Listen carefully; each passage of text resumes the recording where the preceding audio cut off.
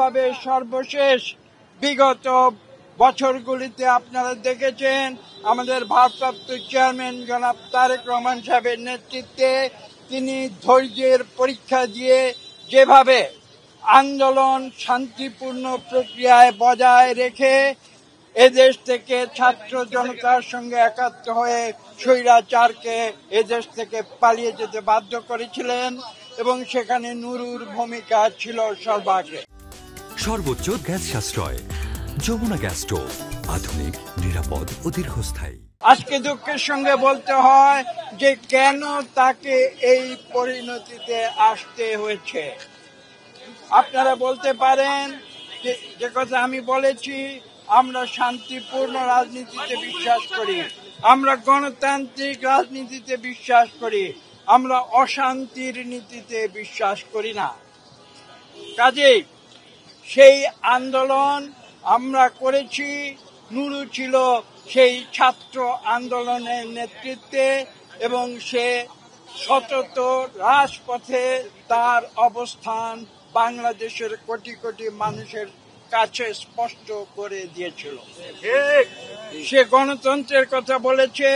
আপনারা দেখেছেন সে কিভাবে যুদ্ধ করে ডাকসুর সভাপতি নির্বাচিত হয়েছিল এবং তা প্রতিটি কার্যক্রম এদেশের মানুষ জানে। তাকে এই নির্মম নির্যাতনের শিকার হতে হবে, এটা বাংলাদেশের কোনো মানুষ মেনে নিতে পারে না। আমরা এই বিশ্বাস আমাদের আছে এবং এটা আমরা বারবার বলবো যে বাংলাদেশের যে 2024-এর গণ অভ্যুত্থান হয়েছে সেটা ছিল গণতন্ত্র ফিরিয়ে আনার ঐক্যবদ্ধ আন্দোলনের ফলাফল এবং সেই ফলাফলে আমরা ঐক্যবদ্ধ রয়েছি। আমরা বিশ্বাস করি যে আমরা যে গত 2024-এর অগাস্ট থেকে যে রূপান্তর প্রক্রিয়া শুরু হয়েছে, গণতন্ত্রের রূপান্তরের যে প্রক্রিয়া শুরু হয়েছে, সেই প্রক্রিয়া আমরা অতি শীঘ্র সম্পন্ন করব, যাতে করে গতকাল নুরুর উপরে যে ঘটনা হয়েছে, যে অত্যাচার হয়েছে, যে জুলুম হয়েছে, সেটার জন্য এদেশে আর কোনোদিন পুনরাবৃত্তি না ঘটে। আমরা গণতন্ত্রে বিশ্বাসী এবং গণতান্ত্রিক প্রক্রিয়া বাংলাদেশে কার্যকর করার একটি মাত্র উপায়, সেটি হচ্ছে সুষ্ঠু এবং নিরপেক্ষ নির্বাচন।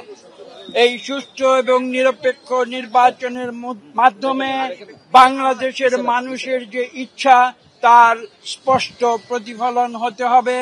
বাংলাদেশের মানুষ তারা নির্বাচন করবে, তারা তাদের মতামত দেবে এবং সেই মতামতের মাধ্যমে যারা সংখ্যাগরিষ্ঠ হবে তারা এই দেশ পরিচালনা করবে।